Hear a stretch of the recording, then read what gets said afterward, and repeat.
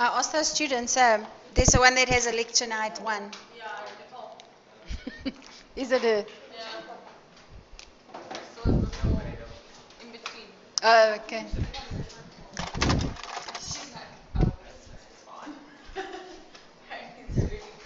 Oh, right. Okay. So today we're going to start leases. Just to give you an overview of leases and how leases works.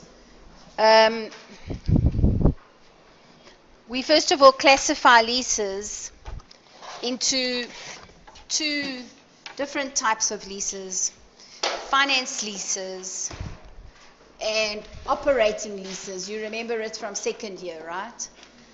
A finance lease is not really a lease, it's a financing of an acquisition of an asset. A finance lease is when I buy an asset and I use a lease as the financing method. And then here on the other side I have operating leases. For each one of these, they could ask you, and this is new now, not something that you did at second year level, they could ask you to do the accounting from the perspective of either the lessee or the lessor. I think we only looked at lessee accounting in second year. In third year, we look at lessee and lessor. It can sometimes be a little bit complicated to understand who really is leasing the machine to whom. And I know that in honors 1 year, one of my students got confused, and then she did lessee accounting when it was lessor accounting, and lessor accounting when it was lessee accounting. But luckily, it was just for one of the tests. And then in addition to that, we have for lessor finance leases, we have an additional thing where we deal with manufacturing or dealer lessors. And these are companies that actually are in the business of selling assets, like car dealers that sell BMWs, or companies that, I had a client who made forklifts and sold forklifts. But some of their sales happen through a lease. Yeah, so these are manufacturing dealer lessors, and there's a little bit of an extra tricky bit there because a lessor earns interest because he is lending money to someone to buy an asset, right? But a manufacturer dealer lessor earns interest and makes a profit on an asset that they've made or that they buy and sell, isn't it? So here we have a mix or a split between interest income and gross profit, and we need to make sure that the combination is correct. And then we're also going to look at sale and leaseback. Sale and leaseback. And sale and leaseback we look at from the lessee's perspective. And sale and leasebacks can be operating or finance sale and leaseback. And it's an instance where a company is so desperate for money that they sell some of their assets to raise that money, but lease it back from whoever they've sold it to. Yeah, a sale and lease back. And it can happen either when a company is really in financial difficulty and they need money, say, to pay their taxes or to pay employees or whatever. They sell assets and then lease them back. Or it could happen in a case where a company is replacing a machine with a new machine and they need money to put down as a deposit. So in that case, they would sell their existing machine and rent it back just for a short time until that new machine is ready. But by selling it ahead of the time, they can raise that money that they need to put the deposit on the new one. Then they carry on leasing it. It's almost like when you buy properties, you get those rentals, isn't it? Where until the transfer actually goes through, you pay occupational rent or whatever. So it looks a bit like that. But what you can see at honors level is, therefore, a finance lease. Oh gosh. Is a finance lease from a lessee perspective. Let's look at this funny one. A finance lease from a lessee perspective, number 1. From a lessor, number 2. A manufacturing or dealer, number 3. An operating lease from a lessee, number 4. An operating lease from a lessor's perspective, number 5. A sale and leaseback, which is operating, number 6. Or a sale and leaseback, which is finance, number 7. 7 different types of lease accounting from different perspectives, obviously with different accounting, isn't it? And you could get asked any one of these 7 or 2. If they ask, you remember operating leases, they love to ask in first year, hey, second year.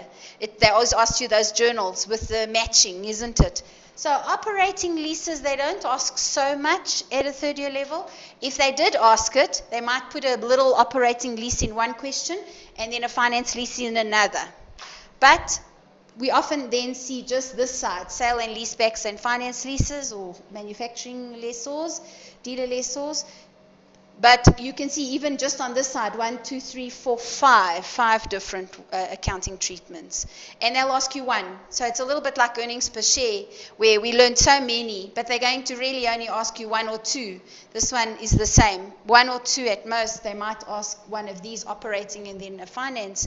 But we're going to go through lectures looking at all of them. So today, because we've got that assignment that's due, and I don't want to delay, to cause you grief.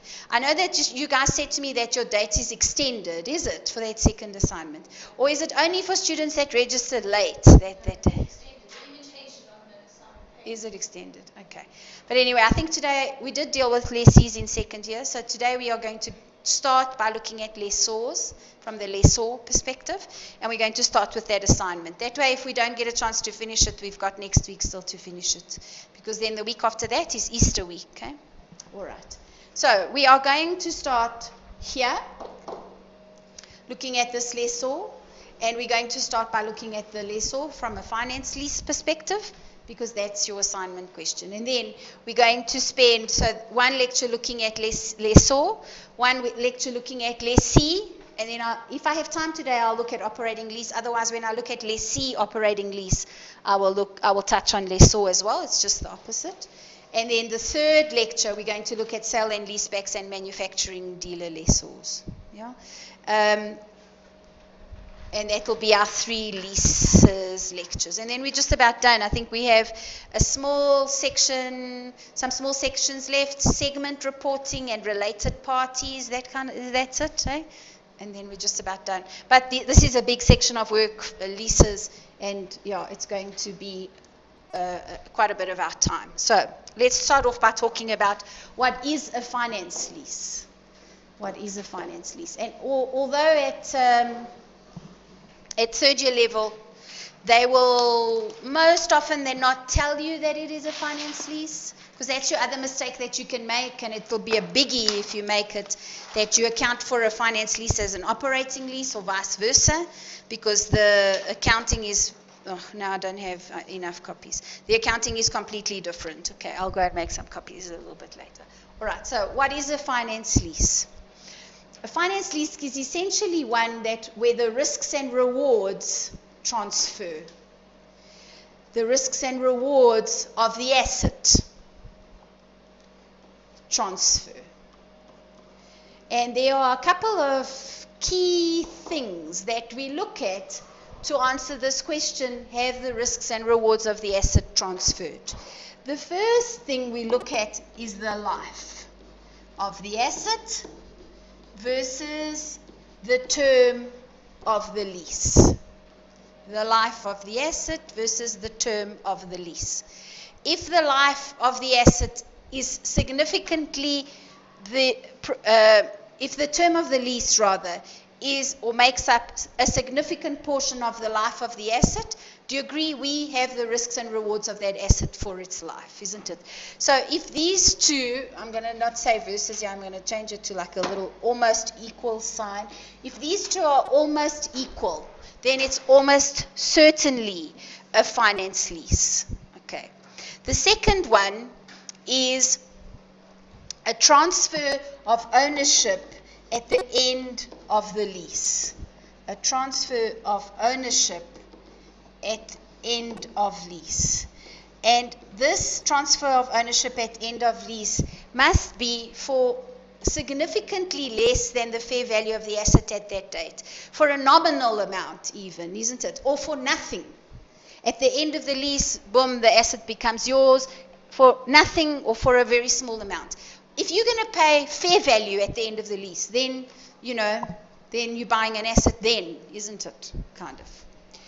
The third thing we look for is we look at whether the present value of the minimum payments on the lease are more or less equal to the fair value of the asset at the time that we enter into the lease, because that's telling me that actually I'm paying for the asset. Do you agree?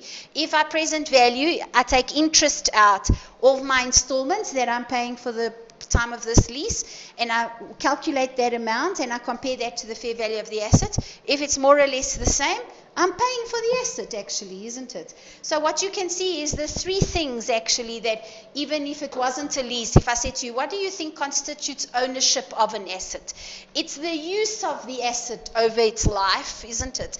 It's the fact that ownership becomes yours, it comes into your name, and it's got to do with the fact that you're paying for a fair value for that asset, isn't it? Those three things.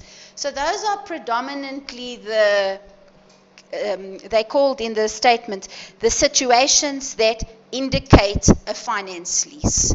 There's one more important one that I always forget. Specialized assets. If you lease a specialized asset, in other words, it's been made specially for you, for your criteria, exactly how you want it, then that asset must be being made for you, because the lessor can't really take it back and lease it to somebody else next week, isn't it? Because it's been customized for you. So specialized assets also would be included. But there's lots of other terms. The statement goes into a big discussion about leases. Why? Because what companies try to do is they try to make their lease not sound like a finance lease. It's called off-balance sheet financing. Then the asset isn't on your balance sheet, but neither is the debt, and your debt to equity looks fantastic. Your return on assets looks great. No assets. Return on assets is fantastic because your assets aren't on the balance sheet, isn't it? So return profit is big, assets is small, your assets aren't on balance sheet. Return looks fantastic. Debt to equity looks brilliant. No debt on the balance sheet because it's not on, it's all off. And so a lot of companies try to structure their leases so that they are not finance leases. And part of what I used to do when I was a CA in practice, is that you review these agreements that the company is looking to sign to give them advice about whether this lease would be a finance lease or not. They don't want to sign them and then fight with the auditors. They want to get the auditor's opinion up front, isn't it? But the banks that sign these leases, they're really good at structuring them. So they will build all kinds of second lease terms, options, anything to make it vague and uncertain, so that it doesn't look like a finance lease. But for your purposes, it will be pretty straightforward. You'll be seeing things like this: life, ownership passing, and you won't even really have to check the minimum payments. It will be quite an obvious thing, finance leases. All right, so that's step one when we have a lease, is to make sure that we've got the right one, lessee or lessor. Step two is to then decide if I have a lessee or lessor, do I have a finance or an operating lease. Then, if I have a lessor and it's an operating lease, because that's the one I said to you we were going to look at today. A finance lease, sorry, yes. So if I have a lessor and I have a finance lease, what actually happens is that the lessor is selling an asset. Do you agree? He's selling you an asset, and he is giving you a loan. Yeah, the lessor. If you remember what we did in second year, what the lessee does is the lessee is buying an asset, and he's buying it with lease finance, isn't it? So if we look at it from the other perspective, from the lessor's perspective, he's selling an an asset that he had or an asset that he's acquired to sell to you, and he is giving you a loan. So the first journal entry, the debit credit journal entry, is to credit the asset because it is being sold, yes, and to debit this loan receivable. Yeah, this receivable, we actually split it into two pieces. This receivable, and you agree that that's what it is. It's a receivable of installments that are being paid to me. It's cash that's owed to me. We split this receivable into two pieces. We debit a gross investment in finance lease, which is the total amount of all the installments, and I credit unearned finance income, FI, finance income, unearned interest income. So I'll show you in the question. Over here, if it was an asset that I owned before, and most of the time it's not, because most of the time the lessor is really just a bank. Do you agree? But if it was an asset that I had from before, then this side of the journal entry would actually be a credit to cost and a debit to ACDEP, isn't it? So just remember the cost ACDEP piece if they do ask you to do the journal entries. Okay, so the lessor had an asset which they now have leased to you on a finance lease. They no longer have an asset, number one. They now have a receivable. They've replaced that PPE asset with a receivable. This receivable we're going to recognize using an amort table. And the amort table is going to split our installments into capital receivable and interest receivable. Yeah. And there's just one thing that makes this receivable a little bit funny, and that's transaction costs. Now think about when I acquire PPE, transaction costs for acquiring PPE get included in the asset. So from a lessor perspective, if he's acquiring this receivable and he's spent money to do that, he's paid a lawyer to draft the lease, that gets built into the receivable. So any transaction costs get added into the receivable. And so therefore, because we are changing the present value, we have to work out a new I so that it all balances, isn't it? If you remember, I'm sure you're familiar with this a little bit from MAC. What happens if I have to draw a timeline is, let's say I sell an asset in year one, and I sell the asset for 1,500 Rand. And so it goes out. Do you agree? Asset goes out. And I also incur expenses of 150 Rand. It goes out, isn't it? Expenses go out. And so therefore, I land up with a receivable, which is then with a PV, which is 1650, which is the present value then that needs to be recovered over the lease. How does it get recovered over the lease? Installments that I will receive each year, isn't it? Installments. Those installments get received each year up to the end of the lease. And I have to amortize this so that once I put the installments, I land up with a nil at the end of the lease, isn't it? So I have to work out an effective I. So I plug all the numbers into the calculator, ins and outs, PV, payment, future value, and I calculate N, which would be there, and I calculate I, and then I amort. Sounds simple enough? Simple enough. All right, let's have a look. There's some examples.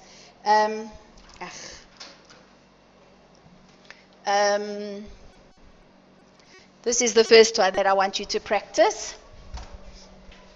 Sharp entered into a finance lease the 1st of January where they leased a grader 2-point lessor Yeah, lessor. Sharp, leases a grader, 2 point. Page number 229. 229. Sharp, leases a grader, 2 point. Sharp is the lessor. Point is the lessee. And when you first start reading this, you don't know who they're going to ask you to do financials for, isn't it? But we're now going to do it for Sharp.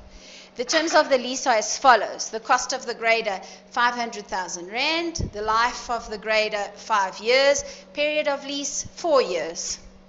It looks like a finance lease, isn't it? 4 of the 5 years. The first 4 of the 5 years of life, you're going to use the asset. It's probably more than 80% of the usefulness of the asset, because usefulness is more in the beginning and less at the end. The annual installment is 176,907, and the first installment will be at end of year, so it's in arrears. They incurred 10,000 of legal fees to secure this lease. Ignore lease income and VAT. No I was given, isn't it? But if they had given you an I, you would have used it to work out the installment, but then you would have changed your PV. Okay, we'll look at that later. I want you to see if you can do the amort on your calculator. So, PV is, our lease term is 4 years, so N is 4. PV is 500 plus 10. Payment, which is installment, and it's cash out. Payment, which is our installment, 176,907. N is 4. We leave it as end. Future value is null. There'll be nothing left. And I compute I. It will give me my effective interest rate. And then I amort.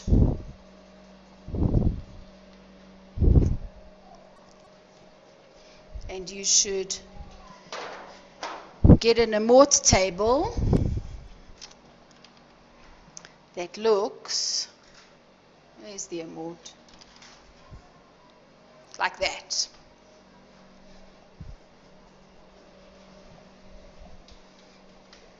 So when you put your numbers in, this is what you should have got as interest. This was PV, remember? This was payment. And N was 4. Did you get that? No? Yeah, 14,5209. And then you amort, and you should be getting, really, I'm just interested mainly in the interest numbers, not really the rest. You should be getting those interest numbers for the 4 years. Total interest of 197,628. Yeah?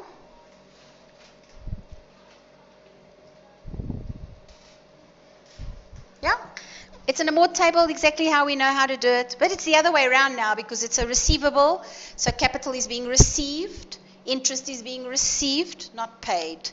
Let's look at the journals. Remember the first journal I said to you, we're going to take this lease and we're going to have a gross and an unearned. Yeah. So gross investment in finance lease is all my installments. I'm going to show that I have a receivable, that receivable is all the cash I'm going to receive. But at the same time, I'm going to show that some of that is finance income, which is as yet unearned. Do you see there? And if I take 197 off the 707, I'll balance back to the 510, isn't it? And then the credit sides for the 510 are equipment, which I'm selling, of 500, and legal fees, which are paid, or costs, which are paid, of 10. Yeah? Okay, so that's my first entry. It's exactly the flip of lessees. I will sell equipment, asset, credit. I will pay bank charges, bank credit. And then I recognize a receivable. The net amount will balance to the 510 because it will be that 510. But I have to show gross investment in finance lease, the total of my installments, and then unearned finance income, which is the interest piece. Then every transaction that I do, I'm going to do a bit to gross and a bit to interest, and a bit to gross and a bit to interest. So here's the transactions then. The first one at the end of the first year is a payment in from bank, a receipt in bank. I will get paid, receive the first installment, and it will make my gross investment less. I now am owed less. Of that 176.74 was interest. I will recognize interest income, it's a credit, and I will reverse some of that 197.74. And every year I will do those same entries, yeah? So you're recognizing them from last year, they're just the other way around. I'm a lessor. Lessors have a receivable, not a liability. Lessors earn interest income. They don't pay interest. There's not an interest expense. Yeah? But otherwise, our amort table is the same amort that you're used to doing. Okay. So that's the first example. And the next journals are just a repeat again and again 4 times over. Okay. Sometimes there's a change in interest rate. So this example 7 deals with the change in interest rate. When the interest rate changes, the installment changes, isn't it? Because now you're going to pay more interest. So what happens is that there is a change in the amort table for the new interest. So your amort table that previously looked like that, and it was always the same amount of interest, is now going to kind of be split, because at some point the interest will change and the installment will change. So if I said to you halfway through there it changes, you're going to do the amort up to there, and then once it's there, you're going to put this as your new PV, reduce your periods for what's left, and put in the new installment, and then amort the rest. Do you understand? Okay, for a change in interest. So if I said to you, this interest was that up to there, and then the interest changed, then the installment changed. For the first 2 installments, it's that. Then the installment changes. So I have to get to this balance there. And then, let's make it, oh no, I wanted to make it orange. Now I'm going to make it like brown. So we're going to get to this balance over here. Let's do it in green. There. And then from there, you're going to change your payments and your N and everything, and then continue it. Okay, let's see if you can do that. So a change in interest rates. You don't come across it very often, but I'd hate for it to come up and then you don't know what to do with it. All right, so there it is. Val leased an asset 1 January 01. Cash price was 500. It's a finance lease. There are 5 installments, payable and annually in arrears. So you're going to start your amort table. PV 500, N5, payment 149158. And we calculate I and start amorting, isn't it? Then it says they give you an implicit interest rate, but I don't care about that really. But that's probably what you'll come out at when you press I, 15.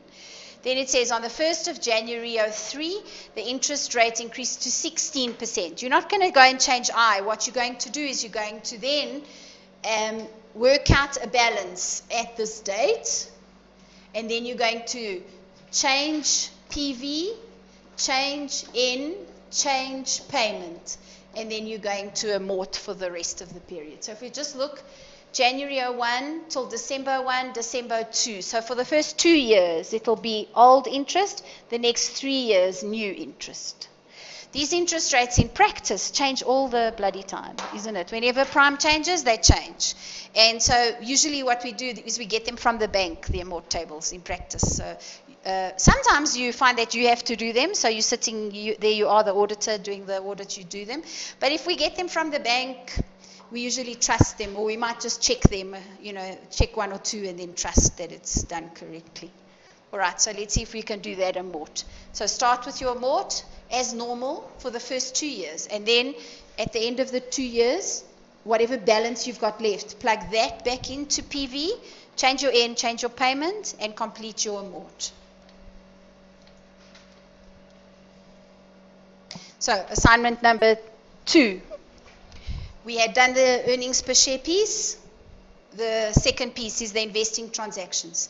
Due to recent developments in environmental laws, the company had to cease natural gas explorations. And management then decided to lease out its rock drilling machine to an American company on the 1st of April 2015.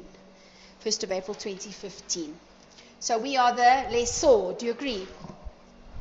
The original cost of the machine was on the 1st of April 2013, 1250. The fair value of the asset, which is the selling price, do you agree? 1140. Installments payable annually in arrears, 292 for 5 years. Date of the first payment, 31 March 16, a year later.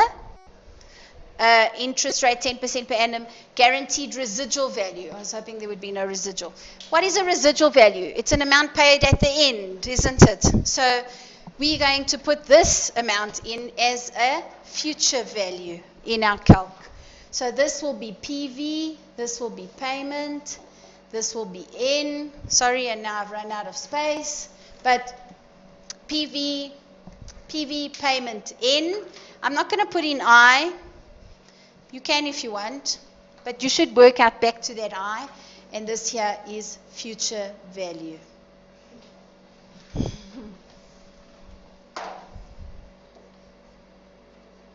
Oi, oi, oi. Future value will be the 50, guaranteed residual. What sometimes happens is that companies build a residual into the lease so that at the very end of the lease there's like a balloon. Okay? They incurred legal fees to secure the lease agreement. So here are some legal fees that must be added to the, yes, that's right. So those over there go here into the PV. On the 1st of April, the prime rate decreased. And as a result, the interest had to be adjusted to, the interest implicit in the lease had to be adjusted to 9.5 per annum. Ownership will be transferred. So we know it's definitely a finance lease. After the payment of the guaranteed residual, they have a high credit rating. They provide for depreciation using straight line method over the useful life of the machine of 8 years. So just so that we can do this first bit, because it looks similar to the bit you had, there's one thing that's missing, which is the new installment, isn't it? I have to go and recalc the new installment. So what I want you to do, just to make sure we get this new installment correct, I don't want you to put the legal fees into the number. So I want you to put present value, payment, in, I, future value. Sorry, just put present value, I, in, future value, and see if you get this installment on your calculators.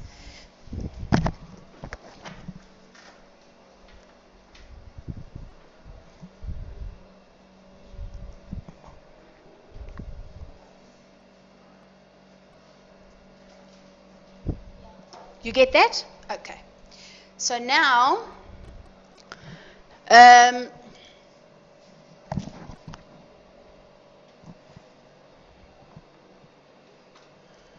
don't know what to do with that 5.5.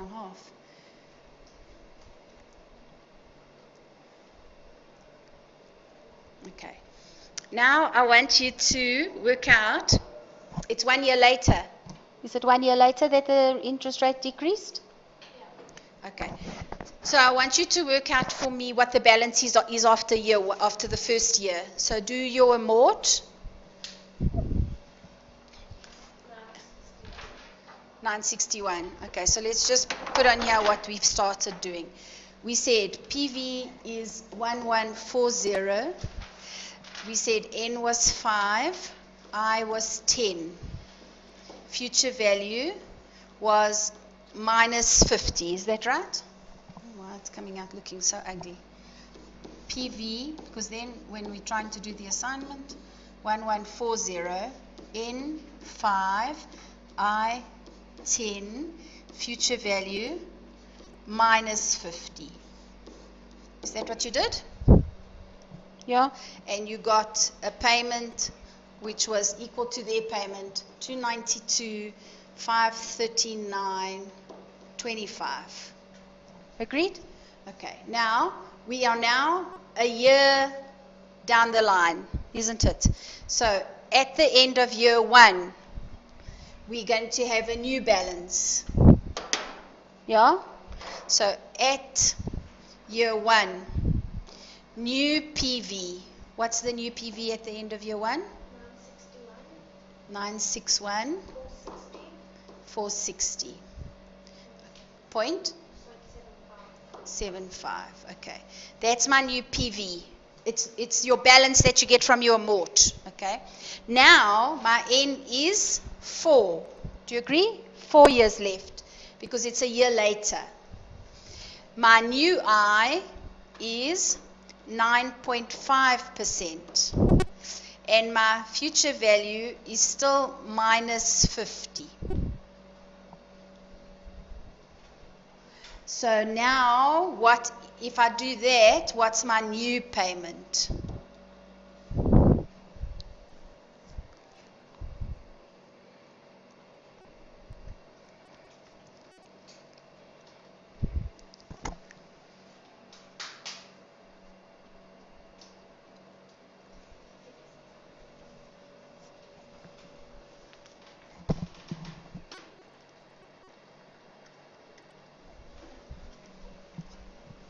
I want everybody to get this.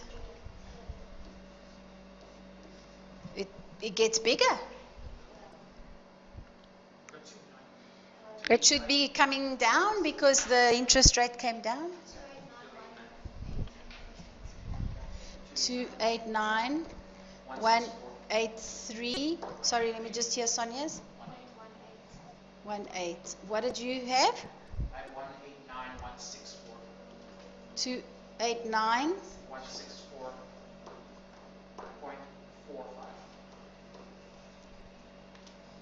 Okay. It's not good that none of us have the same numbers, but okay. Huh? The same as? The same as Sonia. You're losing, Christian. Okay. I think it might have been the sense. I don't know. Did you put the 50 in as future value? A minus 50?